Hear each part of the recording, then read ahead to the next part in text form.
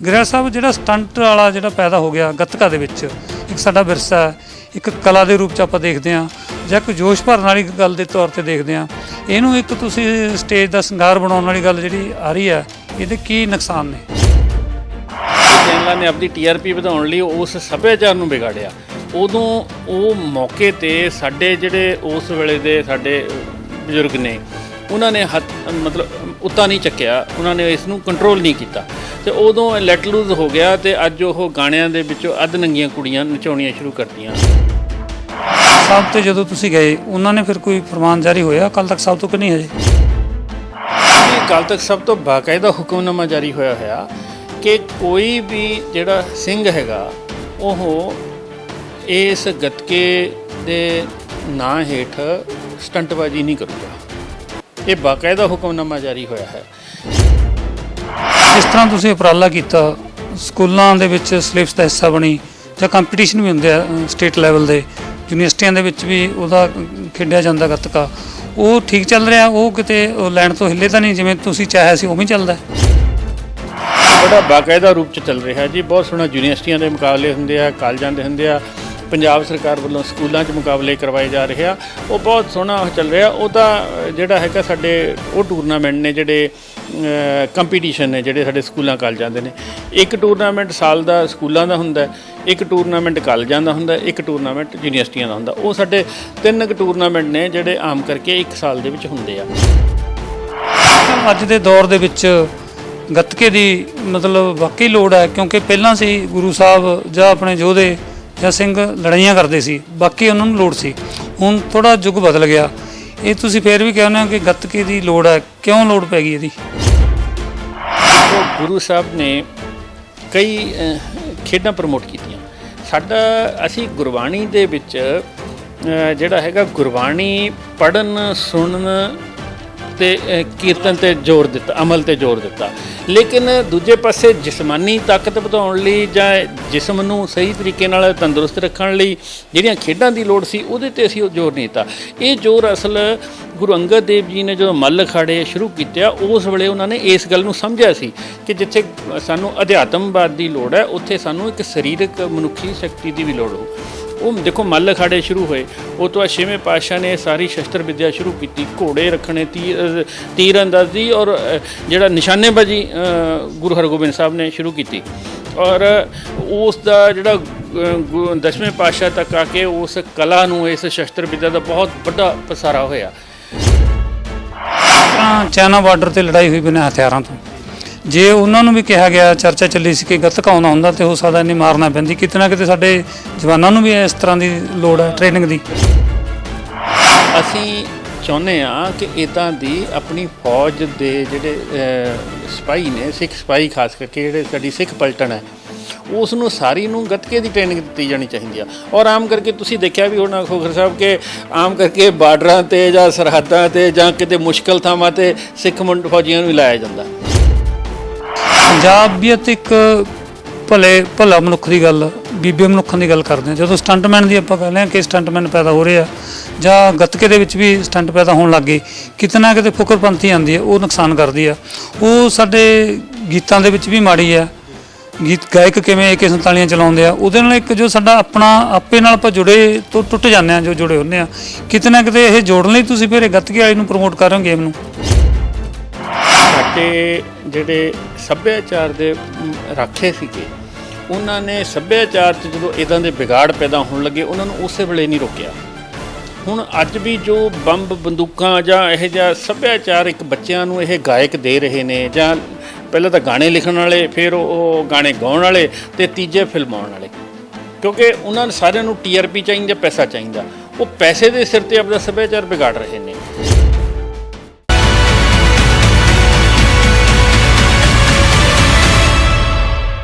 ਸਿੱਖਾਂ ਦੀ ਜੰਗਜੂ ਕਲਾ ਗੱਤਕਾ ਬਾਰੇ ਸਮੇਂ-ਸਮੇਂ ਸਿਰ ਵਿਵਾਦ ਵੀ ਪੈਦਾ ਹੋ ਜਾਂਦੇ ਨੇ।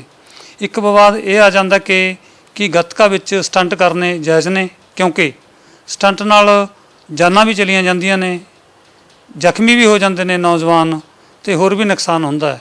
ਸਟੰਟ ਨਾਲ ਇੱਕ ਜੋ ਫੁਕਰਪੰਥੀ ਵਾਲਾ ਮਾਹੌਲ ਵੀ ਬਣਦਾ, ਜੋ ਸਾਡੇ ਵਿਰਸੇ ਲਈ ਸ਼ੋਭਾ ਨਹੀਂ ਦਿੰਦਾ। ਸਾਰੇ ਕਾਸੇ ਗੱਲ ਕਰਾਂਗੇ ਹਰਜੀਤ ਸਿੰਘ ਗਰੇਵਾਲ ਨਾਲ, ਜੋ ਨੈਸ਼ਨਲ ਗੱਤਕਾ ਐਸੋਸੀਏਸ਼ਨ ਦੇ ਪ੍ਰਧਾਨ ਨੇ, ਇਹਨਾਂ ਨੇ ਅਕਾਲ ਤਖਤ ਸਾਹਿਬ ਕੋਲ ਵੀ ਪਹੁੰਚ ਕੀਤੀ ਸੀ ਕਿ ਸਟੰਟ ਰੋਕੇ ਜਾਣ। ਇਹਨਾਂ ਨੇ ਹੁਣ ਇਹ ਵੀ ਕਿਹਾ ਕਿ ਜੇ ਕੋਈ ਸਟੰਟ ਕਰੇਗਾ ਤਾਂ ਫਿਰ ਕੋਰਟ ਦਾ ਦਰਵਾਜ਼ਾ ਵੀ ਖੜਕਾਉਣਗੇ ਉਹ, ਤੇ ਅਕਾਲ ਤਖਤ ਸਾਹਿਬ ਤੇ ਵੀ ਜਾਣਗੇ। ਸਾਰੀ ਗੱਲ ਕਰਦੇ ਹਾਂ ਗਰੇਵਾਲ ਸਾਹਿਬ ਨਾਲ। ਗਰੇਵਾਲ ਸਾਹਿਬ, ਜਿਹੜਾ ਸਟੰਟ ਵਾਲਾ ਜਿਹੜਾ ਪੈਦਾ ਹੋ ਗਿਆ ਗੱਤਕਾ ਦੇ ਵਿੱਚ, ਇੱਕ ਸਾਡਾ ਵਿਰਸਾ ਹੈ, ਇੱਕ ਕਲਾ ਦੇ ਰੂਪ 'ਚ ਆਪਾਂ ਦੇਖਦੇ ਹਾਂ, ਜਾਂ ਇੱਕ ਜੋਸ਼ ਭਰਨ ਵਾਲੀ ਗੱਲ ਦੇ ਤੌਰ ਤੇ ਦੇਖਦੇ ਹਾਂ, ਇਹਨੂੰ ਇੱਕ ਤੁਸੀਂ ਸਟੇਜ ਦਾ ਸ਼ਿੰਗਾਰ ਬਣਾਉਣ ਵਾਲੀ ਗੱਲ ਜਿਹੜੀ ਆ ਰਹੀ ਹੈ, ਇਹਦੇ ਕੀ ਨੁਕਸਾਨ ਨੇ? ਸਭ ਤੋਂ ਵੱਡਾ ਤਾਂ ਇਹਦਾ ਜਿਹੜਾ ਇੱਕ ਨੁਕਸਾਨ ਤਾਂ ਇਹ ਹੈ ਜੀ ਕਿ ਜਿਵੇਂ ਸਾਡੇ ਪੰਜਾਬੀ ਸੱਭਿਆਚਾਰ ਜਾਂ ਸਾਡੇ ਭਾਰਤੀ ਸੱਭਿਆਚਾਰ ਨੂੰ ਤੁਹਾਡੇ ਚੈਨਲਾਂ ਨੇ ਵਿਗਾੜਿਆ। ਖੈਰ ਤੁਹਾਡਾ ਚੈਨਲ ਤਾਂ ਨਹੀਂ ਉਹਦੇ ਵਿੱਚ ਸ਼ਾਮਲ ਹੈਗਾ। ਇਹ ਚੈਨਲਾਂ ਨੇ ਆਪਣੀ TRP ਵਧਾਉਣ ਲਈ ਉਸ ਸੱਭਿਆਚਾਰ ਨੂੰ ਵਿਗਾੜਿਆ। ਉਦੋਂ ਉਹ ਮੌਕੇ 'ਤੇ ਸਾਡੇ ਜਿਹੜੇ ਉਸ ਵੇਲੇ ਦੇ ਸਾਡੇ ਬਜ਼ੁਰਗ ਨੇ, ਉਹਨਾਂ ਨੇ ਮਤਲਬ ਉੱਤਾ ਨਹੀਂ ਚੱਕਿਆ, ਉਹਨਾਂ ਨੇ ਇਸ ਨੂੰ ਕੰਟਰੋਲ ਨਹੀਂ ਕੀਤਾ, ਅਤੇ ਉਦੋਂ ਲੈਟ ਲੂਜ਼ ਹੋ ਗਿਆ। ਅਤੇ ਅੱਜ ਉਹ ਗਾਣਿਆਂ ਦੇ ਵਿੱਚੋਂ ਅੱਧ ਨੰਗੀਆਂ ਕੁੜੀਆਂ ਨਚਾਉਣੀਆਂ ਸ਼ੁਰੂ ਕਰਤੀਆਂ ਇਹਨਾਂ ਲੋਕਾਂ ਨੇ TRP ਵਧਾਉਣ ਲਈ। ਅਸੀਂ ਉਹੀ ਖਦਸ਼ਾ ਲੈ ਕੇ ਚੱਲੇ ਹਾਂ ਕਿ ਜਿਵੇਂ ਸਾਡੇ ਪੰਜਾਬੀ ਸੱਭਿਆਚਾਰ ਨਾਲ ਉਹ ਬੰਦੂਕ ਕਲਚਰ ਜਾਂ ਉਹ ਨੰਗੇਜ਼ ਕਲਚਰ ਪੈਦਾ ਹੋ ਗਿਆ, ਅਤੇ ਕਿਤੇ ਕੱਲ੍ਹ ਨੂੰ ਸਾਡੇ ਗੱਤਕੇ ਨਾਲ ਇਹੀ ਕੰਮ ਨਾ ਹੋ ਜੇ। ਅਤੇ ਅਸੀਂ ਉਸ ਜੇ ਕਹਿ ਦਈਏ ਕਿ ਪਾਣੀ ਦੇਖ ਕੇ ਪਹਿਲਾਂ ਜੁੱਤੀ ਲਾਹੀ ਹੈ ਕਿ ਇਸ ਨੂੰ ਪਹਿਲਾਂ ਹੀ ਕੰਟੇਨ ਕਰੀਏ। ਪਹਿਲੀ ਗੱਲ ਤਾਂ ਸੱਭਿਆਚਾਰਕ ਵਿਗਾੜ ਹੈ ਜੋ ਸਾਡੀ ਸ਼ਸਤਰ ਕਲਾ ਦੇ ਵਿੱਚ ਜਾਂ ਗੱਤਕੇ ਦੇ ਵਿੱਚ ਜੋ ਗੁਰੂ ਸਾਹਿਬ ਵੱਲੋਂ ਇਹ ਬਰਸੋਈ ਹੋਈ ਕਲਾ ਹੈਗੀ ਆ, ਜਦੋਂ ਉਹੀ ਨਹੀਂ ਪੇਸ਼ ਹੋਣੀ, ਉਹਦੀ ਥਾਂ 'ਤੇ ਉਸ ਦਾ ਨਾਂ ਹੇਠ ਹੋਰ ਕੁਝ ਪੈਦਾ ਹੋ ਰਿਹਾ, ਤਾਂ ਉਹਦੀ ਗਲਤ ਡੈਫੀਨੇਸ਼ਨ, ਲੋਕਾਂ ਕੋਲ ਗਲਤ ਇਨਫੋਰਮੇਸ਼ਨ ਜਾ ਰਹੀ ਹੈ। ਇੱਕ ਤਾਂ ਇਹ ਸਭ ਤੋਂ ਵੱਡਾ ਵਿਗਾੜ ਇਸ ਦਾ ਹੈਗਾ ਜੀ ਕਿ ਜਿਹੜੇ ਉਹ ਸਟੰਟਬਾਜ਼ੀ ਜਾਂ ਬਾਜ਼ੀਗਰੀਆਂ ਕਰਦੇ ਆ। ਦੂਸਰਾ, ਇੱਕ ਇਹਦੇ ਨਾਲ ਡਰ ਪੈਦਾ ਹੁੰਦਾ ਲੋਕਾਂ ਦੇ ਵਿੱਚ ਵੀ ਗੁਰੂਆਂ ਦੀ ਇਹ ਖੇਡ ਸ਼ਸਤਰ ਵਿਦਿਆ ਅਤੇ ਇੰਨੀ ਖਤਰਨਾਕ ਹੈ, ਅਤੇ ਕੀ ਇਹਦਾ ਮਤਲਬ ਜਿਨ੍ਹਾਂ ਨੇ ਇਹ ਸ਼ੁਰੂ ਕੀਤੀ ਸੀ ਖੇਡ ਗੁਰੂਆਂ ਨੇ, ਕਿ ਉਦੋਂ ਕੱਚ ਖਾਂਦੇ ਸੀ, ਉਹ ਮੂੰਹ 'ਚੋਂ ਅੱਗਾਂ ਕੱਢਦੇ ਸੀਗੇ, ਉੱਪਰੋਂ ਦੀ ਟਰੈਕਟਰ ਲੰਘਾਉਂਦੇ ਸੀ, ਡਰਿੱਲ ਇੱਥੋਂ ਦੀ ਡਰਿੱਲ ਕੱਢਣਾ, ਹੋਰ ਕਰਨਾ, ਪਤਾ ਨਹੀਂ ਜੀ ਕੀ ਕੁਛ ਉਹ ਕਰਦੇ ਆ, ਕਿੱਲਾਂ ਦੇ ਉੱਪਰ ਉਹ ਕਰਦੇ ਆ। ਮਤਲਬ ਸਾਡੇ ਗੁਰੂਆਂ ਦਾ ਕੀ ਲੋਕਾਂ ਦੇ ਕੋਲ ਤਸਵੀਰ ਜਾਣੀ ਹੈ ਜੇ ਉਹ ਸਿੱਖਾਂ ਦੀ ਸ਼ਸਤਰ ਕਲਾ ਜੇ ਅਸੀਂ ਉੱਥੇ ਜਾ ਕੇ ਪੇਸ਼ ਕਰ ਰਹੇ ਹਾਂ TV ਚੈਨਲਾਂ 'ਤੇ ਜਾਂ ਸਟੇਜਾਂ ਦੇ ਉੱਪਰ। ਅਤੇ ਥਰਡ, ਜਿਹੜਾ ਮੈਂ ਤੁਹਾਨੂੰ ਦੱਸਿਆ ਇੱਕ ਡਰ। ਤੀਜਾ, ਉਸ ਡਰ ਦੇ ਕਾਰਨ ਜਿਹੜਾ ਨੇ ਇਹ ਸ਼ਸਤਰ ਕਲਾ ਦੇ ਵਿੱਚ ਆਉਣਾ ਹੈ ਜਾਂ ਗੱਤਕਾ ਖੇਡਣ ਆਉਣਾ ਹੈ, ਉਹ ਅਗਲਾ ਬੱਚੇ ਨੂੰ ਨਹੀਂ ਭੇਜਦਾ। ਉਹ ਕਹਿੰਦਾ ਕਿਤੇ ਅੱਗ ਲੱਗ ਗਈ ਤੇਰੇ, ਕਿਤੇ ਸਿਰ 'ਚ ਥੋੜ੍ਹਾ ਪੈ ਗਿਆ ਤਾਂ ਕੀ ਹੋਊਗਾ। ਇਸ ਕਰਕੇ ਇਹਦੇ ਬਹੁਤ ਵਿਗਾੜ ਨੇ ਜੀ, ਮਤਲਬ ਇੱਕ ਨਹੀਂ ਹੈਗਾ ਉਹ। ਇਸ ਕਰਕੇ ਅਸੀਂ ਉਹਨਾਂ ਚੀਜ਼ਾਂ ਨੂੰ ਲੈ ਕੇ ਅੱਜ ਹੀ ਇਸ ਗੱਲੋਂ ਚੁਕੰਨੇ ਹੋਏ ਹਾਂ ਕਿ ਕੱਲ੍ਹ ਕਲਾ ਨੂੰ ਸਾਡੇ ਜਿਹੜੇ ਬੱਚੇ ਨੇ ਉਹ ਇਹ ਨਾ ਕਹਿਣ ਕਿ ਇਹਨਾਂ ਨੇ ਸਮੇਂ 'ਤੇ ਗੱਲ ਨਹੀਂ ਉਠਾਈ ਅਤੇ ਇਸ ਸਮੇਂ ਇਸ ਨੂੰ ਕੰਟਰੋਲ ਨਹੀਂ ਕੀਤਾ। ਅਕਾਲ ਤਖਤ ਸਾਹਿਬ 'ਤੇ ਜਦੋਂ ਤੁਸੀਂ ਗਏ, ਉਹਨਾਂ ਨੇ ਫਿਰ ਕੋਈ ਫਰਮਾਨ ਜਾਰੀ ਹੋਇਆ ਅਕਾਲ ਤਖਤ ਸਾਹਿਬ ਤੋਂ ਕਿ ਨਹੀਂ ਹਜੇ? ਹਾਂਜੀ, ਅਕਾਲ ਤਖਤ ਸਾਹਿਬ ਤੋਂ ਬਾਕਾਇਦਾ ਹੁਕਮਨਾਮਾ ਜਾਰੀ ਹੋਇਆ ਕਿ ਕੋਈ ਵੀ ਜਿਹੜਾ ਸਿੰਘ ਹੈਗਾ ਉਹ ਇਸ ਗੱਤਕੇ ਦੇ ਨਾਂ ਹੇਠ ਸਟੰਟਬਾਜ਼ੀ ਨਹੀਂ ਕਰੂਗਾ। ਇਹ ਬਾਕਾਇਦਾ ਹੁਕਮਨਾਮਾ ਜਾਰੀ ਹੋਇਆ ਹੈ। ਪਰ ਫਿਰ ਵੀ ਉਸ ਦੇ ਬਾਵਜੂਦ ਵੀ ਸਾਨੂੰ ਇਹ ਸੀਗੀ ਉਮੀਦ ਕਿ ਅਸਲ ਇਹ ਨਾ ਜੀ, ਉਦੋਂ ਪਿਛਲੇ 2 ਸਾਲ ਦੀ ਗੱਲ ਆ, ਅਤੇ ਇਹ ਇੱਕ ਇੱਥੋਂ ਆਪਣੇ ਅੰਮ੍ਰਿਤਸਰ ਦਾ ਗੱਤਕੇ ਵਾਲੇ ਬੱਚੇ ਬੰਬੇ ਉਸ 'ਤੇ ਗਏ ਸੀਗੇ, ਨਗਰ ਕੀਰਤਨ ਖੇਡਣ ਗਏ ਸੀਗੇ। ਉਹ ਨਗਰ ਕੀਰਤਨ ਖੇਡਦੇ ਆ, ਉਹਨਾਂ ਨੇ ਉੱਥੇ ਉਹ ਡਰਾਮੇਬਾਜ਼ੀਆਂ ਲਾਗੇ ਕਰਨ, ਜਿਹੜੀਆਂ ਬਾਜ਼ੀਗਰੀਆਂ ਕਰਦੇ ਆ, ਅਤੇ ਉਹ ਨਾਰੀਅਲ ਭੰਨਣ ਲੱਗ ਗਿਆ।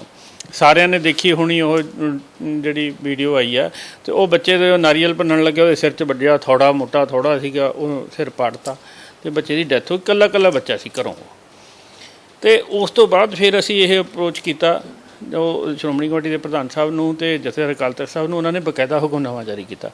ਸਾਨੂੰ ਇਹ ਸੀ, ਅਸੀਂ ਬਾਕਾਇਦਾ ਬਿਆਨ ਵੀ ਲਾਇਆ, ਤੁਹਾਡੇ ਰਾਹੀਂ ਵੀ ਪਹਿਲਾਂ 1-2 ਵਾਰੀ ਅਪੀਲਾਂ ਅਸੀਂ ਚੈਨਲਾਂ ਰਾਹੀਂ ਕੀਤੀਆਂ, ਅਤੇ ਆਪਣੇ ਬੱਚਿਆਂ ਨੂੰ ਵੀ ਸਾਰਿਆਂ ਨੂੰ ਕਿਹਾ, ਅਤੇ ਅਸੀਂ ਉਹਨਾਂ ਦਾ ਬਾਈਕਾਟ ਵੀ ਕੀਤਾ। 3-4 ਅਖਾੜੇ ਨੇ ਜਿਹੜੇ ਇਹ ਇੱਦਾਂ ਦੇ ਕੰਮ ਗੰਦ ਪਾਇਆ ਜਿਨ੍ਹਾਂ ਨੇ, ਅਤੇ ਉਹ ਅਸੀਂ ਉਹਨਾਂ ਦਾ ਬਾਈਕਾਟ ਵੀ ਕੀਤਾ ਹੋਇਆ। ਉਹਨਾਂ ਨੂੰ ਕਿਸੇ ਟੂਰਨਾਮੈਂਟ 'ਚ ਬੁਲਾਉਣਾ ਜਾਂ ਨੇੜੇ ਲਾਉਣਾ, ਅਸੀਂ ਨਹੀਂ ਉਹਨਾਂ ਨੂੰ ਆਪਣੀ ਐਸੋਸੀਏਸ਼ਨ ਵੱਲੋਂ ਨੇੜੇ ਲਿਆਉਂਦੇ।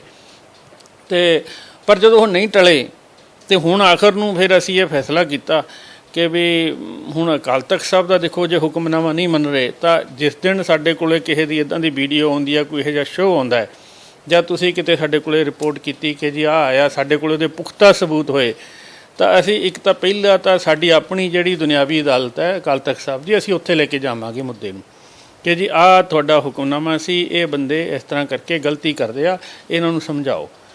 ਤੇ ਅਸੀਂ ਨਾਲ ਦੀ ਨਾਲ ਉਸ ਨੂੰ ਅਦਾਲਤ 'ਚ ਵੀ ਲੈ ਕੇ ਜਾਵਾਂਗੇ ਕਿ ਉਹ ਗੱਤਕੇ ਦੇ ਨਾਂ ਹੇਠ ਜਿਹੜਾ ਹੈਗਾ ਉਹ ਇੱਕ ਲੋਕਾਂ ਦੇ ਵਿੱਚ ਮਿਸ ਇਨਫੋਰਮੇਸ਼ਨ, ਗਲਤ ਭੈ ਦਾ ਉਹ ਵਾਤਾਵਰਣ ਬਣਾ ਰਹੇ ਨੇ ਤੇ ਉਹਦੇ ਨਾਲ ਜਾਨਾਂ ਜਾਂਦੀਆਂ ਨੇ। ਤੁਹਾਨੂੰ ਇੱਕ ਵੱਡੀ ਗੱਲ ਇਹ ਦੱਸਾਂ ਜੀ ਕਿ ਅਸਲ ਗੱਤਕਾ ਸੋਟੀ ਹੈ, ਇਹਨੂੰ ਅਸੀਂ ਛੋਟੇ ਲਫ਼ਜ਼ਾਂ 'ਚ ਗੱਤਕਾ ਕਹਿ ਦਿੰਦੇ ਹਾਂ, ਗੱਤਕਾ ਸੋਟੀ ਹੈ ਇਹ ਅਸਲ। ਜਿਹੜੀ ਸਿੱਖ ਸ਼ਸਤਰ ਕਲਾ ਹੈ ਉਹ ਜਿਹੜੀ ਉੱਥੇ ਅਸੀਂ ਨਗਰ ਕੀਰਤਨਾਂ ਦੇ ਵਿੱਚ ਦੇਖਦੇ ਹਾਂ, ਉਹ ਸ਼ਸਤਰ ਕਲਾ ਹੁੰਦੀ ਆ ਪੂਰੀ। ਸਾਡੀ ਸਿੱਖ ਸ਼ਸਤਰ ਵਿੱਦਿਆ ਬਹੁਤ ਵੱਡਾ ਭੰਡਾਰ ਹੈ, ਉਸ ਦੇ ਵਿੱਚ ਬਹੁਤ ਜ਼ਿਆਦਾ ਹਥਿਆਰ ਨੇਗੇ, ਇਕੁਇਪਮੈਂਟ ਨੇ ਇਸ ਸ਼ਸਤਰ ਦੇ। ਫੋਰ ਐਗਜ਼ਾਮਪਲ ਤੁਸੀਂ ਉੱਥੋਂ ਲਾ ਲਓ, ਜਿਹੜਾ ਤੁਸੀਂ ਦੇਖਦੇ ਹੋ ਚੱਕਰ, ਸੋਟੀ, ਲਾਠੀ, ਮਰੱਟੀ, ਤੀਰ ਕਮਾਨ, ਆਪਣਾ ਕਿਰਪਾਨ, ਢਾਲ, ਖੰਡਾ, ਨੇਜਾ, ਬਹੁਤ ਇਹ ਈਵਨ ਕਿ ਅਸੀਂ ਜਿਹੜੀ ਨਿਸ਼ਾਨੇਬਾਜ਼ੀ ਆ, ਘੋੜਸਵਾਰੀ ਆ, ਉਹ ਵੀ ਸ਼ਸਤਰ ਵਿੱਦਿਆ ਦੇ ਵਿੱਚ ਗਿਣਦੇ ਹਾਂ। ਇਸ ਕਰਕੇ ਸਾਡਾ ਸ਼ਸਤਰ ਵਿੱਦਿਆ ਦਾ ਬਹੁਤ ਵੱਡਾ ਭੰਡਾਰ ਹੈ ਅਤੇ ਗੱਤਕਾ ਸੋਟੀ ਉਹਦਾ ਇੱਕ ਪਾਰਟ ਹੈ। ਉਸ ਕਰਕੇ ਤੁਹਾਡੇ ਰਾਹੀਂ ਵੀ ਮੈਂ ਸਾਰਿਆਂ ਨੂੰ ਇਹ ਗੱਲ ਕਹਿਣਾ, ਪਹਿਲੀ ਗੱਲ ਤਾਂ ਇਹ ਆ ਵੀ ਗੱਤਕਾ ਸੋਟੀ ਔਰ ਸ਼ਸਤਰ ਵਿੱਦਿਆ ਇਹ ਦੋਨਾਂ 'ਚ ਫਰਕ ਲੈ ਕੇ ਚੱਲਣਾ ਹੈ। ਉਹ ਲੋਕ ਜਿਹੜੇ ਸ਼ਸਤਰ ਵਿੱਦਿਆ ਦੇ ਨਾਂ ਹੇਠ ਗੱਤਕਾ ਸੋਟੀ ਦੇ ਨਾਂ, ਤੁਸੀਂ ਦੇਖਿਆ ਹੋਣਾ ਜੀ ਆਪ ਸਾਰਿਆਂ ਨੇ, ਇਹ ਜਦੋਂ TV 'ਤੇ ਚੱਲਦਾ ਉਹ ਗੱਤਕਾ ਸੋਟੀ ਤਾਂ ਉਹਦੇ 'ਚ ਹੁੰਦੀ ਹੀ ਨਹੀਂ, ਲੇਕਿਨ ਨਾਂ ਉਹਦਾ ਗੱਤਕਾ ਪੇਸ਼ ਕੀਤਾ ਜਾ ਰਿਹਾ ਹੁੰਦਾ। ਅਤੇ ਸ਼ਸਤਰ ਵਿੱਦਿਆ ਜਿਹੜੀ ਹੈ ਉਹ ਜਦੋਂ ਉਹ ਸ਼ਸਤਰ ਕਲਾ ਦਾ ਪ੍ਰਦਰਸ਼ਨ ਕਰਦੇ ਆ ਨਗਰ ਕੀਰਤਨਾਂ ਦੌਰਾਨ, ਉਦੋਂ ਉਹ ਸਟੰਟਬਾਜ਼ੀਆਂ ਕਰਦੇ ਆ। ਇਸ ਕਰਕੇ ਮੈਂ ਕਹੂੰਗਾ ਕਿ ਗੱਤਕਾ ਸੋਟੀ ਗੱਤਕਾ ਹੈ, ਸ਼ਸਤਰ ਵਿੱਦਿਆ ਹੈ, ਸ਼ਸਤਰ ਕਲਾ ਹੈ ਸਾਡੀ। ਸ਼ਸਤਰ ਕਲਾ ਦੇ ਵਿੱਚ ਵਿਗਾੜ ਨਾ ਪੈਦਾ ਕਰੋ ਅਤੇ ਸ਼ਸਤਰ ਕਲਾ ਨੂੰ ਸ਼ਸਤਰ ਕਲਾ ਰਹਿਣ ਦਿਓ, ਗੱਤਕੇ ਨੂੰ ਗੱਤਕਾ ਰਹਿਣ ਦਿਓ। ਇਹ ਸਾਡੀ ਪ੍ਰਾਰਥਨਾ। ਅਤੇ ਅਸੀਂ ਜਿਹੜਾ ਕਹਿੰਦੇ ਹਾਂ ਗੁਰੂ ਸਾਹਿਬ ਦਾ ਮੂਲ ਸਰੂਪ ਜੋ ਗੱਤਕਾ ਹੈਗਾ, ਉਹ ਗੱਤਕਾ ਜਿਹੜਾ ਹੈਗਾ ਲੋਕਾਂ ਤੱਕ ਜਾਵੇ। ਉਸ ਨੂੰ ਲਿਜਾਣ ਲਈ ਸਾਡਾ ਦੋ ਤਰ੍ਹਾਂ ਦਾ ਹੈਗਾ, ਜਿਵੇਂ ਅਸੀਂ ਕਰ ਰਹੇ ਹਾਂ। National gatka association of India ਜਿਹੜੀ ਹੈਗੀ ਆ, ਉਹ ਸਕੂਲਾਂ, ਕਾਲਜਾਂ ਅਤੇ ਯੂਨੀਵਰਸਿਟੀਆਂ 'ਚ ਗੱਤਕੇ ਨੂੰ ਪ੍ਰਮੋਟ ਕਰਦੀ ਹੈ। ਇਕੱਲੀ ਗੱਤਕਾ ਸੋਟੀ ਨੂੰ, ਪੂਰੀ ਸ਼ਸਤਰ ਵਿੱਦਿਆ ਨੂੰ ਨਹੀਂ ਅਸੀਂ ਉੱਥੇ ਲੈ ਕੇ ਜਾਂਦੇ। ਇਕੱਲੀ ਗੱਤਕਾ ਸੋਟੀ ਸਾਡੀ ਪ੍ਰਵਾਨਿਤ ਹੈ। ਇਕੱਲੀ ਗੱਤਕਾ ਸੋਟੀ ਹੀ ਗ੍ਰੈਡੇਸ਼ਨ ਵਾਲੀ ਹੈ, ਉਹੀ ਜਿਹੜਾ ਯੂਨੀਵਰਸਿਟੀ ਕੈਲੰਡਰ ਦੇ ਵਿੱਚ, ਖੇਡ ਕੈਲੰਡਰ ਦੇ ਵਿੱਚ ਸ਼ਾਮਲ ਹੈ। ਪਰ ਜਿਹੜੀ ਸਾਡੀ ਸ਼ਸਤਰ ਵਿੱਦਿਆ ਹੈਗੀ ਆ, ਇਹ ਸਾਡੀ ਉਸ ਨੂੰ ਸਾਡੀ ਇੰਟਰਨੈਸ਼ਨਲ ਸਿੱਖ ਮਾਰਸ਼ਲ ਆਰਟ ਪ੍ਰਮੋਟ ਕਰਦੀ ਹੈ ਅਕੈਡਮੀ ਹੈ ਜਿਹੜੀ। ਅਸੀਂ ਉੱਥੇ ਜਿਹੜਾ ਵਿਰਾਸਤੀ ਗੱਤਕਾ, ਉੱਥੇ ਜਿਹੜੇ ਬੱਚੇ ਨੇ ਪੂਰੇ ਸਰੂਪ ਦੇ ਵਿੱਚ ਬਾਣੇ ਵਾਲੇ, ਔਰ ਪੂਰੀ ਜਿਹੜੀ ਸ਼ਸਤਰ ਵਿੱਦਿਆ ਉਹ ਅਸੀਂ ਉਸ ਰਾਹੀਂ ਪ੍ਰਮੋਟ ਕਰਦੇ ਹਾਂ। ਇਸ ਕਰਕੇ ਇਹਨਾਂ ਦੋਨਾਂ ਨੂੰ ਇਸ ਤਰੀਕੇ ਨਾਲ ਪ੍ਰਮੋਸ਼ਨ ਦਾ ਔਰ ਇਸ ਤਰੀਕੇ ਨਾਲ ਇਹਨਾਂ ਨੂੰ ਪ੍ਰੋਟੈਕਟ ਕਰਨ ਦਾ ਔਰ ਇਸ ਨੂੰ ਜਿਹੜਾ ਅਸੀਂ ਪੂਰੇ ਲੋਕਾਂ ਤੱਕ ਲਿਜਾਣ ਦਾ ਕੰਮ ਕਰਦੇ ਹਾਂ। ਇਸ ਕਰਕੇ ਲੋਕਾਂ ਨੂੰ ਕਹਿੰਦੇ ਹਾਂ ਕਿ ਸ਼ਸਤਰ ਵਿੱਦਿਆ ਜਿਹੜੀ ਹੈਗੀ ਆ, ਉਹਨੂੰ ਸ਼ਸਤਰ ਵਿੱਦਿਆ ਰਹਿਣ ਦਿਓ। ਅਤੇ ਜਿਸ ਤਰ੍ਹਾਂ ਤੁਸੀਂ ਉਪਰਾਲਾ ਕੀਤਾ, ਸਕੂਲਾਂ ਦੇ ਵਿੱਚ ਸਿਲੇਬਸ ਦਾ ਹਿੱਸਾ ਬਣੀ, ਜਾਂ ਕੰਪੀਟੀਸ਼ਨ ਵੀ ਹੁੰਦੇ ਆ ਸਟੇਟ ਲੈਵਲ ਦੇ, ਯੂਨੀਵਰਸਿਟੀਆਂ ਦੇ ਵਿੱਚ ਵੀ ਉਹਦਾ ਖੇਡਿਆ ਜਾਂਦਾ ਗੱਤਕਾ, ਉਹ ਠੀਕ ਚੱਲ ਰਿਹਾ? ਉਹ ਕਿਤੇ ਉਹ ਲੈਣ ਤੋਂ ਹਿੱਲੇ ਤਾਂ ਨਹੀਂ, ਜਿਵੇਂ ਤੁਸੀਂ ਚਾਹਿਆ ਸੀ ਉਵੇਂ ਚੱਲਦਾ? ਬਿਲਕੁਲ ਜੀ, ਬਾਕਾਇਦਾ ਉਸ ਦੀ ਇੱਕ ਰੂਲ ਬੁੱਕ ਤਿਆਰ ਕੀਤੀ ਹੈ। ਪਹਿਲਾਂ ਇੱਕ ਰੂਲ ਬੁੱਕ ਤਿਆਰ ਕੀਤੀ ਸੀ ਸਮੇਂ ਦੇ ਹਿਸਾਬ ਨਾਲ, ਉਹਦੇ 'ਚ ਥੋੜ੍ਹੀਆਂ ਹੋਰ, ਕਿਉਂਕਿ ਜਿਵੇਂ ਅੱਜ ਕੱਲ੍ਹ ਡੋਪਿੰਗ ਆ ਗਈ, ਡੋਪਿੰਗ ਐਡ ਕੀਤੀ ਜਾਂ ਹੋਰ ਕੀਤੀ, ਉਹ ਬੜਾ ਬਾਕਾਇਦਾ ਰੂਪ 'ਚ ਚੱਲ ਰਿਹਾ ਜੀ। ਬਹੁਤ ਸੋਹਣਾ ਯੂਨੀਵਰਸਿਟੀਆਂ ਦੇ ਮੁਕਾਬਲੇ ਹੁੰਦੇ ਆ, ਕਾਲਜਾਂ ਦੇ ਹੁੰਦੇ ਆ, ਪੰਜਾਬ ਸਰਕਾਰ ਵੱਲੋਂ ਸਕੂਲਾਂ 'ਚ ਮੁਕਾਬਲੇ ਕਰਵਾਏ ਜਾ ਰਹੇ ਆ, ਉਹ ਬਹੁਤ ਸੋਹਣਾ ਚੱਲ ਰਿਹਾ। ਉਹ ਤਾਂ ਜਿਹੜਾ ਹੈਗਾ ਸਾਡੇ ਉਹ ਟੂਰਨਾਮੈਂਟ ਨੇ ਜਿਹੜੇ ਕੰਪੀਟੀਸ਼ਨ ਨੇ ਜਿਹੜੇ ਸਾਡੇ ਸਕੂਲਾਂ ਕਾਲਜਾਂ ਦੇ ਨੇ। ਇੱਕ ਟੂਰਨਾਮੈਂਟ ਸਾਲ ਦਾ ਸਕੂਲਾਂ ਦਾ ਹੁੰਦਾ, ਇੱਕ ਟੂਰਨਾਮੈਂਟ ਕਾਲਜਾਂ ਦਾ ਹੁੰਦਾ, ਇੱਕ ਟੂਰਨਾਮੈਂਟ ਯੂਨੀਵਰਸਿਟੀਆਂ ਦਾ ਹੁੰਦਾ। ਉਹ ਸਾਡੇ 3 ਕੁ ਟੂਰਨਾਮੈਂਟ ਨੇ ਜਿਹੜੇ ਆਮ ਕਰਕੇ ਇੱਕ ਸਾਲ ਦੇ ਵਿੱਚ ਹੁੰਦੇ ਆ। ਸਾਡੇ ਜਿਹੜੇ ਬਾਕੀ ਤਾਂ ਅਸੀਂ ਵਿਰਾਸਤੀ ਟੂਰਨਾਮੈਂਟ ਕਰਾਉਂਦੇ ਹਾਂ, ਹਰ ਵਿਸਾਖੀ 'ਤੇ, ਹਰ ਗੁਰਪੁਰਬ 'ਤੇ, ਹੋਲੇ ਮਹੱਲੇ 'ਤੇ। ਇਸ ਤਰ੍ਹਾਂ ਕਰਕੇ ਸਾਡੇ ਉਹ ਜਿਹੜੇ ਵਿਰਾਸਤੀ ਟੂਰਨਾਮੈਂਟ ਨੇ, ਵਿਰਸਾ ਸੰਭਾਲ ਟੂਰਨਾਮੈਂਟ ਨੇ, ਉਹ ਸਾਡੇ ਜਾਰੀ ਰਹਿੰਦੇ ਆ ਜੀ। ਰੇਲ ਸਾਹਿਬ, ਅੱਜ ਦੇ ਦੌਰ ਦੇ ਵਿੱਚ ਗੱਤਕੇ ਦੀ ਮਤਲਬ ਵਾਕਈ ਲੋੜ ਹੈ, ਕਿਉਂਕਿ ਪਹਿਲਾਂ ਸੀ ਗੁਰੂ ਸਾਹਿਬ ਜਾਂ ਆਪਣੇ ਯੋਧੇ ਜਾਂ ਸਿੰਘ ਲੜਾਈਆਂ ਕਰਦੇ ਸੀ, ਬਾਕੀ ਉਹਨਾਂ ਨੂੰ ਲੋੜ ਸੀ। ਹੁਣ ਥੋੜ੍ਹਾ ਯੁੱਗ ਬਦਲ ਗਿਆ, ਇਹ ਤੁਸੀਂ ਫਿਰ ਵੀ ਕਹਿੰਦੇ ਹੋ ਕਿ ਗੱਤਕੇ ਦੀ ਲੋੜ ਹੈ, ਕਿਉਂ ਲੋੜ ਪੈ ਗਈ ਇਹਦੀ? ਦੋ ਗੱਲਾਂ ਨੇ ਜੀ। ਇੱਕ ਤਾਂ ਦੇਖੋ, ਗੁਰੂ ਸਾਹਿਬ ਨੇ ਕਈ ਖੇਡਾਂ ਪ੍ਰਮੋਟ ਕੀਤੀਆਂ। ਅਸੀਂ ਗੁਰਬਾਣੀ ਦੇ ਵਿੱਚ ਜਿਹੜਾ ਹੈਗਾ, ਗੁਰਬਾਣੀ ਪੜ੍ਹਨ, ਸੁਣਨ ਅਤੇ ਕੀਰਤਨ 'ਤੇ ਜ਼ੋਰ ਦਿੱਤਾ, ਅਮਲ 'ਤੇ ਜ਼ੋਰ ਦਿੱਤਾ। ਲੇਕਿਨ ਦੂਜੇ ਪਾਸੇ ਜਿਸਮਾਨੀ ਤਾਕਤ ਵਧਾਉਣ ਲਈ ਜਾਂ ਜਿਸਮ ਨੂੰ ਸਹੀ ਤਰੀਕੇ ਨਾਲ ਤੰਦਰੁਸਤ ਰੱਖਣ ਲਈ ਜਿਹੜੀਆਂ ਖੇਡਾਂ ਦੀ ਲੋੜ ਸੀ, ਉਹਦੇ 'ਤੇ ਅਸੀਂ ਉਹ ਜ਼ੋਰ ਨਹੀਂ ਦਿੱਤਾ। ਇਹ ਜ਼ੋਰ ਅਸਲ ਗੁਰੂ ਅੰਗਦ ਦੇਵ ਜੀ ਨੇ ਜਦੋਂ ਮੱਲ ਅਖਾੜੇ ਸ਼ੁਰੂ ਕੀਤੇ ਆ, ਉਸ ਵੇਲੇ ਉਹਨਾਂ ਨੇ ਇਸ ਗੱਲ ਨੂੰ ਸਮਝਿਆ ਸੀ ਕਿ ਜਿੱਥੇ ਸਾਨੂੰ ਅਧਿਆਤਮਵਾਦ ਦੀ ਲੋੜ ਹੈ, ਉੱਥੇ ਸਾਨੂੰ ਇੱਕ ਸਰੀਰਕ ਮਨੁੱਖੀ ਸ਼ਕਤੀ ਦੀ ਵੀ ਲੋੜ ਹੋਊ। ਉਹ ਦੇਖੋ, ਮੱਲ ਅਖਾੜੇ ਸ਼ੁਰੂ ਹੋਏ, ਉਹ ਤੋਂ ਬਾਅਦ 6ਵੇਂ ਪਾਤਸ਼ਾਹ ਨੇ ਸਾਰੀ ਸ਼ਸਤਰ ਵਿੱਦਿਆ ਸ਼ੁਰੂ ਕੀਤੀ, ਘੋੜੇ ਰੱਖਣੇ, ਤੀਰ ਅੰਦਾਜ਼ੀ ਔਰ ਜਿਹੜਾ ਨਿਸ਼ਾਨੇਬਾਜ਼ੀ ਗੁਰੂ ਹਰਗੋਬਿੰਦ ਸਾਹਿਬ ਨੇ ਸ਼ੁਰੂ ਕੀਤੀ। ਔਰ ਉਸ ਦਾ ਜਿਹੜਾ ਦਸਵੇਂ ਪਾਤਸ਼ਾਹ ਤੱਕ ਆ ਕੇ ਉਸ ਕਲਾ ਨੂੰ, ਇਸ ਸ਼ਸਤਰ ਵਿੱਦਿਆ ਦਾ ਬਹੁਤ ਵੱਡਾ ਪਸਾਰਾ ਹੋਇਆ। ਅੱਛਾ, ਉਸ ਸ਼ਸਤਰ ਵਿੱਦਿਆ ਦੇ ਕਰਕੇ ਹੀ ਜੇ ਅਸੀਂ ਉਸ ਨੂੰ ਆਪਣੀ ਪੁਸ਼ਤੈਨੀ ਪੁਰਾਤਨ ਇਤਿਹਾਸਕ ਵਿੱਦਿਆ ਨੂੰ ਨਾਲ ਲੈ ਕੇ ਚੱਲਾਂਗੇ, ਉਹਦੇ ਬਹੁਤ ਫਾਇਦੇ ਨੇ ਜੀ। ਜਿਹੜੀ ਤੁਸੀਂ ਗੱਲ ਜਿੱਥੋਂ ਕੀਤੀ ਸੀ, ਨੰਬਰ 1 ਸਭ ਤੋਂ ਵੱਡੀ ਗੱਲ ਤਾਂ ਸਾਨੂੰ ਆਪਣੇ ਧਰਮ ਦੀ, ਸਾਨੂੰ ਆਪਣੇ ਗੁਰੂਆਂ ਦੀ ਯਾਦ ਰਹਿੰਦੀ ਆ ਕਿ ਜਿਨ੍ਹਾਂ ਨੇ ਇਸ ਵਿਰਾਸਤ ਨੂੰ ਸ਼ੁਰੂ ਕੀਤਾ ਤੇ ਜਿਹਨੂੰ ਸਾਂਭ ਕੇ ਰੱਖਣਾ। ਦੂਸਰੀ, ਇਹਦੇ ਨਾਲ ਸਾਡੀ ਜਿਹੜੀ ਜਿਸਮਾਨੀ ਤਾਕਤ ਵੱਧਦੀ ਆ, ਇਹਦੇ ਨਾਲ ਸਾਡੀ ਅੱਖਾਂ ਦੀ ਰੋਸ਼ਨੀ ਵੱਧਦੀ ਆ, ਇਹਦੇ ਨਾਲ ਸਾਨੂੰ ਇੱਕ ਕਰੈਕਟਰ ਬਿਲਡਿੰਗ ਉਹ ਹੁੰਦੀ ਆ, ਇਹਦੇ ਨਾਲ ਅਸੀਂ ਆਪਣੀ ਬੋਲੀ ਨਾਲ, ਆਪਣੇ ਬਾਣੇ ਨਾਲ, ਆਪਣੇ ਵਿਰਸੇ ਨਾਲ ਜੁੜਦੇ ਹਾਂ। ਇਸ ਕਰਕੇ ਬਹੁਤ ਉਹਨੇ ਛੋਟੀ ਜਿਹੀ ਤੁਹਾਨੂੰ ਮੈਂ ਇਹਦੀਆਂ ਕਾਫੀ ਮੈਡੀਕਲ ਅਸੀਂ ਜਿੰਨਾ ਹੁਣ ਰਿਸਰਚ ਕਰਵਾਈ ਆ ਜਾਂ ਹੋਈ ਆ, ਉਹਦੇ ਕਾਫੀ ਨੇ ਗੱਲਾਂ। ਉਹਦੇ 'ਚ ਇੱਕ ਛੋਟੀ ਜਿਹੀ ਮੈਂ ਇੱਕ ਉਦਾਹਰਨ ਦੇ ਕੇ ਚੱਲਦਾ ਕਿ ਦੇਖੋ, ਜਦੋਂ ਗੱਤਕਾ ਖੇਡਦੇ ਆ, ਸੋਟੀ ਮਾਰਨੀ ਹੁੰਦੀ ਆ, ਅਤੇ ਬੰਦੇ ਦੀ ਇੱਕ ਟਿਕੀ ਲੱਗੀ ਹੁੰਦੀ ਆ ਸਾਹਮਣੇ ਵਿਰੋਧੀ ਨਾਲ, ਅਤੇ ਜੇ ਇੱਕ ਅੱਖ ਦਾ ਫੋਰ 'ਚ ਤੁਸੀਂ ਪਲਕ ਝਮਕੀ ਤਾਂ ਪਤਾ ਨਹੀਂ ਕਿੱਥੇ ਪੈ ਜੇ। ਉਹ ਜਦੋਂ ਟਿਕੀ ਲੱਗਦੀ ਆ, ਉਹਦੇ ਨਾਲ ਅੱਖਾਂ ਦੀ ਨਜ਼ਰ ਹੈ ਜਿਹੜੀ ਉਹ ਤੇਜ਼ ਹੁੰਦੀ ਆ। ਮਤਲਬ ਇਸ ਕਰਕੇ ਇਹਦੇ ਬਹੁਤ ਉੱਦਾਂ ਦੂਜਾ ਵੀ ਫਾਇਦਾ। ਸਭ ਤੋਂ ਵੱਡੀ ਗੱਲ ਤਾਂ ਸਵੈ ਰੱਖਿਆ ਦੀ ਆ ਜੀ। ਅੱਜ ਕੱਲ੍ਹ ਦੇ ਜ਼ਮਾਨੇ ਦੇ ਵਿੱਚ ਤੇ ਤੁਹਾਡੇ ਕੋਲ ਕੁਝ ਵੀ ਨਹੀਂ ਹੈਗਾ ਅਤੇ ਕਿਤੇ ਵੀ ਨਹੀਂ ਹੈ, ਤੁਸੀਂ ਜਾ ਰਹੇ ਹੋ, ਸੋਟੀ ਤਾਂ ਜਿੱਥੋਂ ਮਰਜ਼ੀ ਮਿਲ ਜਾਂਦੀ ਆ, ਨਹੀਂ ਮਿਲਦੀ ਤੁਸੀਂ ਦਰਖਤ ਦਾ ਡੰਡਾ ਤੋੜ ਲਓ।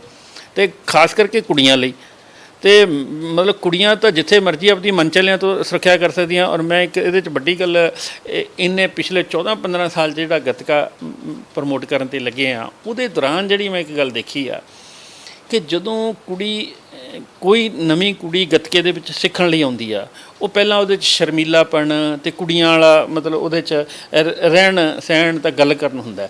ਲੇਕਿਨ ਜਦੋਂ ਉਹ ਸਾਲ 6 ਮਹੀਨੇ ਗੱਤਕਾ ਸਿੱਖ ਜਾਂਦੀ ਆ ਨਾ, ਉਸ 'ਚ ਜਿਹੜੀ ਇੱਕ ਰੂਹਾਨੀ ਜੋਸ਼ ਹੁੰਦਾ, ਜਾਂ ਉਸ ਦੇ ਵਿੱਚ ਜਿਹੜੀ ਇੱਕ ਆਪਣੇ ਆਪ ਨੂੰ ਸਵੈ ਰੱਖਿਆ ਦਾ ਉਹਦੇ 'ਚ ਗੁਣ ਆ ਕੇ ਅਤੇ ਉਹ ਦਲੇਰ ਹੁੰਦੀ ਆ। ਅਤੇ ਮੈਂ ਬਹੁਤ ਕੁੜੀਆਂ ਇਸ ਦੀਆਂ ਦੇਖੀਆਂ ਜਿਹੜੀਆਂ ਮਤਲਬ ਆਉਂਦੀਆਂ ਕਿਸ ਤਰ੍ਹਾਂ ਨੇ ਅਤੇ ਵਿਚਰਦੀਆਂ ਉਹ ਮਤਲਬ ਦਲੇਰੀ ਨਾਲ ਨੇ। ਇਹ ਬਹੁਤ ਵੱਡੀ ਗੱਤਕੇ ਦੇ ਵਿੱਚ ਇੱਕ ਜੋਸ਼ ਹੈ ਜੀ। ਇਹੀ ਖੇਡ ਹੈ ਜਿਹੜੀ ਬੱਚੇ ਦੇ ਅੰਦਰ ਆਪਦੇ ਆਪ ਦਾ ਜੋਸ਼ ਪੈਦਾ ਕਰਦੀ ਹੈ। ਜਿਸ ਤਰ੍ਹਾਂ ਚਾਈਨਾ ਬਾਰਡਰ 'ਤੇ ਲੜਾਈ ਹੋਈ ਬਿਨਾਂ ਹਥਿਆਰਾਂ ਤੋਂ, ਜੇ ਉਹਨਾਂ ਨੂੰ ਵੀ ਕਿਹਾ ਗਿਆ, ਚਰਚਾ ਚੱਲੀ ਸੀ ਕਿ ਗੱਤਕਾ ਆਉਂਦਾ ਹੁੰਦਾ ਤਾਂ ਹੋ ਸਕਦਾ ਇੰਨੀ ਮਾਰ ਨਾ ਪੈਂਦੀ, ਕਿਤੇ ਨਾ ਕਿਤੇ ਸਾਡੇ ਜਵਾਨਾਂ ਨੂੰ ਵੀ ਇਸ ਤਰ੍ਹਾਂ ਦੀ ਲੋੜ ਹੈ ਟ੍ਰੇਨਿੰਗ ਦੀ। ਬਿਲਕੁਲ ਜੀ, ਤੁਸੀਂ ਬਹੁਤ ਟਾਈਮਲੀ ਔਰ ਬਹੁਤ ਵਧੀਆ ਪੁਆਇੰਟ ਇਹ ਰੇਜ਼ ਕੀਤਾ।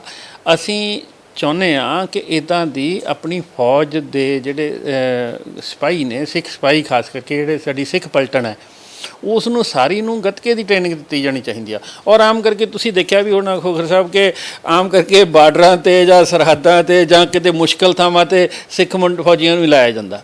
ਔਰ ਕਿਉਂਕਿ ਉਹਨਾਂ ਦੀ ਦਲੇਰੀ ਔਰ ਜਕਾਰਾ ਛੱਡ ਕੇ ਜਦੋਂ ਉਹ ਵਿਰੋਧੀਆਂ 'ਤੇ ਅਟੈਕ ਕਰਦੇ ਆ, ਆਪਣੇ ਦੁਸ਼ਮਣਾਂ 'ਤੇ, ਅਤੇ ਉਹ ਜਿੱਤ ਹਾਸਲ ਕਰਦੇ ਆ। ਔਰ ਸਭ ਤੋਂ ਵੱਡਾ ਉਦਾਹਰਨ ਹੁਣੀ ਤੁਸੀਂ ਦੇਖਿਆ, ਅੱਜ ਤੱਕ ਦੀਆਂ ਪਿਛਲੀਆਂ ਸਾਰਾਗੜ੍ਹੀ ਦੀਆਂ ਲੜਾਈਆਂ ਦੇਖ ਲਓ ਤੁਸੀਂ, ਉੱਥੋਂ ਪਿੱਛੋਂ ਦੀਆਂ ਦੇਖ ਲਓ।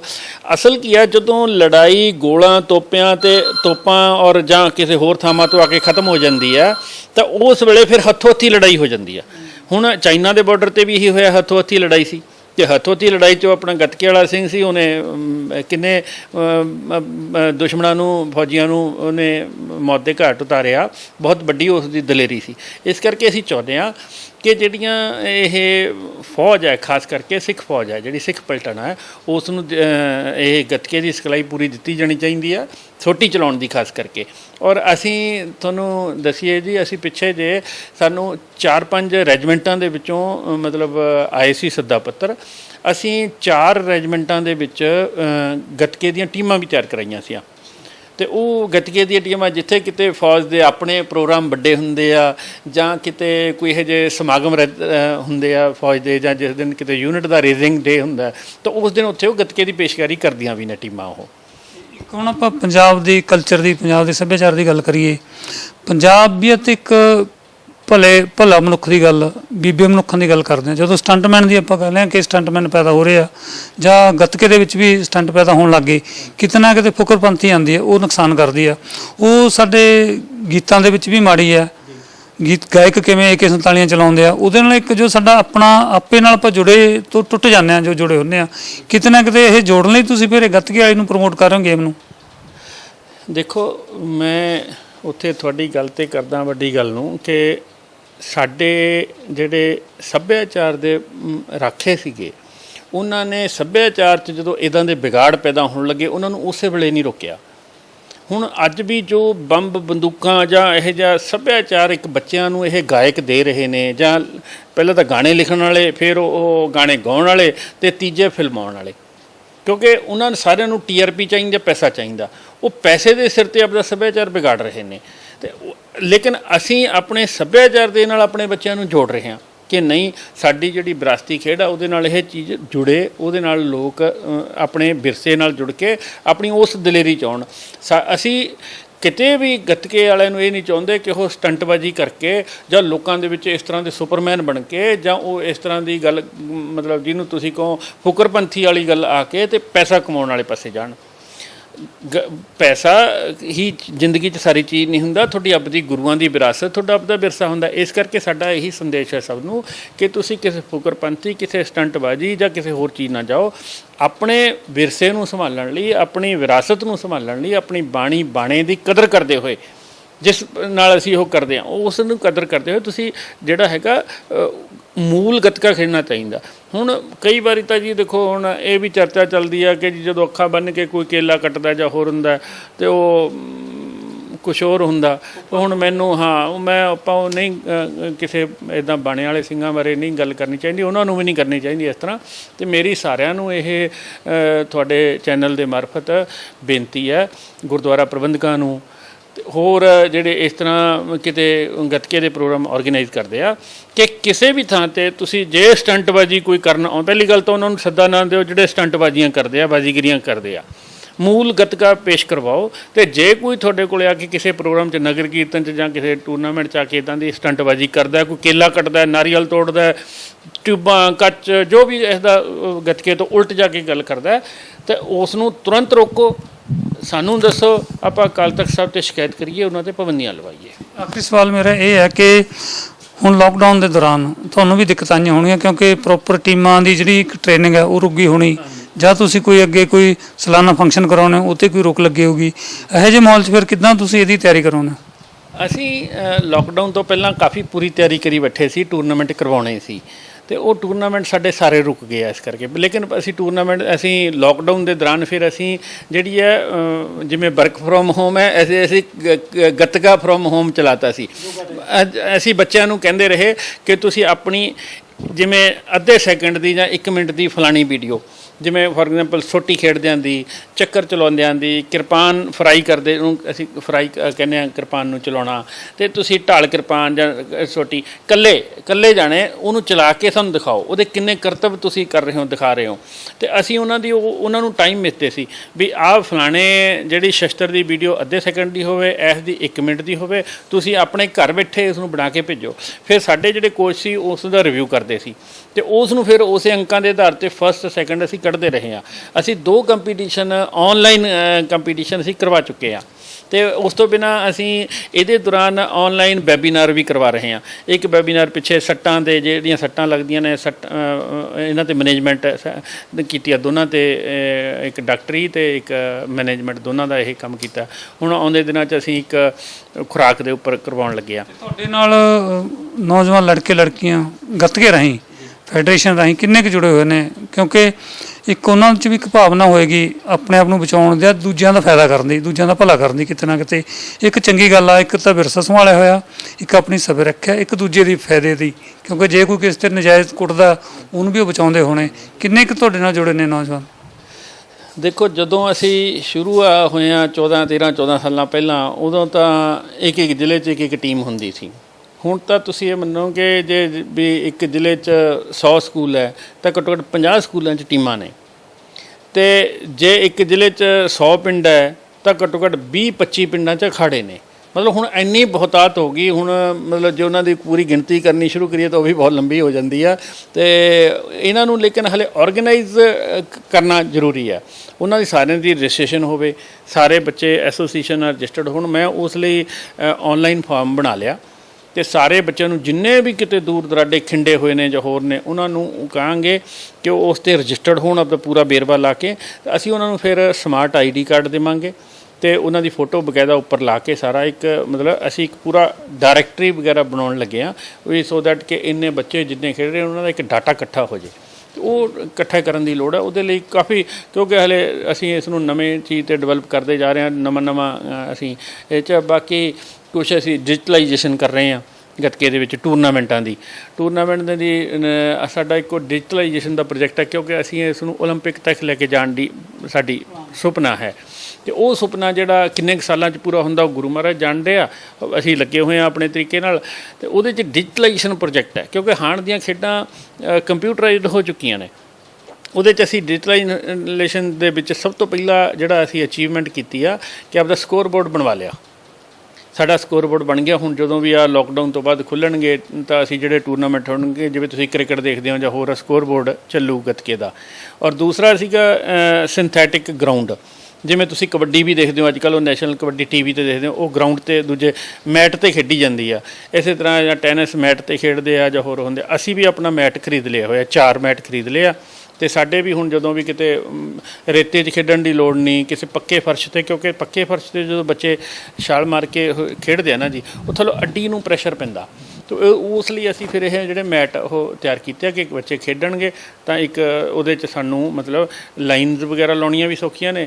ਜਿਹੜਾ ਸਾਡਾ ਇਸ ਤੋਂ ਅਗਲਾ ਹੈਗਾ ਉਹ ਇਹ ਆ ਕਿ ਜਿਹੜੀ ਸਾਡੀ ਆਊਟਰ ਲਾਈਨ ਹੁੰਦੀ ਆ ਉਹ 2.5 ਇੰਚ ਦੀ ਆਊਟਰ ਲਾਈਨ ਹੈ।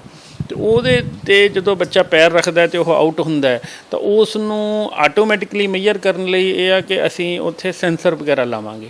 ਤੇ ਉਹ ਸੋ ਦੈਟ ਇਹਦੇ ਨਾਲ ਇਹ ਸਾਰੀ ਡਿਜੀਟਲਾਈਜੇਸ਼ਨ ਨਾਲ ਸਾਨੂੰ ਇੱਕ ਫਾਇਦਾ ਇਹ ਹੋਣਾ ਜੀ, ਇੱਕ ਤਾਂ ਟਰਾਂਸਪੇਰੈਂਸੀ ਬਹੁਤ ਵੱਧ ਜਾਣੀ ਆ। ਕਿਉਂਕਿ ਜਿਵੇਂ stop watch C for example, ਉਹ ਸਟਾਪ ਵਾਚ ਸਾਡੀ ਉੱਪਰ ਸਕੋਰ ਬੋਰਡ 'ਤੇ ਚਲੀ ਗਈ, ਉੱਥੋਂ ਪਤਾ ਲੱਗ ਰਿਹਾ ਕਿੰਨੇ ਮਿੰਟ ਦਾ ਕਿੰਨੇ ਸੈਕਿੰਡ ਰਹਿ ਗਏ ਜਾਂ ਕਿੱਦਾਂ। ਜੇ ਕਿਸੇ ਦੇ ਬੱਚੇ ਦੇ ਹੱਥ 'ਚ ਫੜੀ ਹੋਊ ਉਹ ਸਟਾਪ ਵਾਚ ਨੂੰ ਵਧਾ ਘਟਾ ਸਕਦਾ।